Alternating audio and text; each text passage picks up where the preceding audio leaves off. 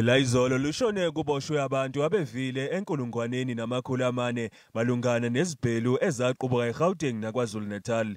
Ababoshiwe bazohlukaniswa igaba ezintathu, ilabo ababetapa nabatholakala nempahla eyebiwe, abahlele imbhikisho nokutapa kanye nongqondongqondo balezi ibhelu.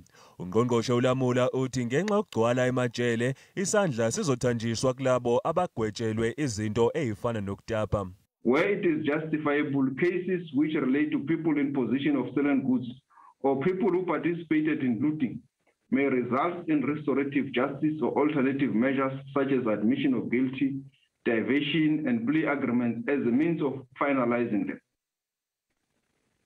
From a correctional services perspective, we are required to reconfigure remand detention system that is already overburdened. Yize kunjalo inhloko ye-NPA uAdvocate Shamila Batohi ithi bazoyalelwa ubufakazi ophambi kwabo ukuqinisekisa ukuthi ongqondongqondo bayajeza. As we move up the chain, together with SAPS, we really have to be relentless in ensuring that our coordination is very clear and that we bring to book those most responsible for what has happened in our country.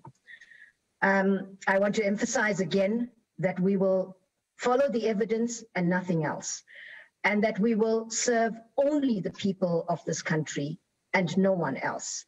Lamaqala azoqulwa ngokukhethekile enkantolo nsuku zonke ngaphandle kokuhlehliswa ukuze kudlulwe ngokusheshsha kuwo.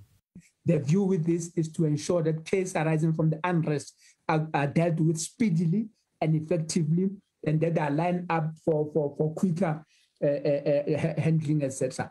Leli thimba liqhamuka izinhlakeni ezehlukene zomthetho ligcizelela ukuthi kumqoka ukufezeka kobulungiswa ngisho kungabhubha umhlaba.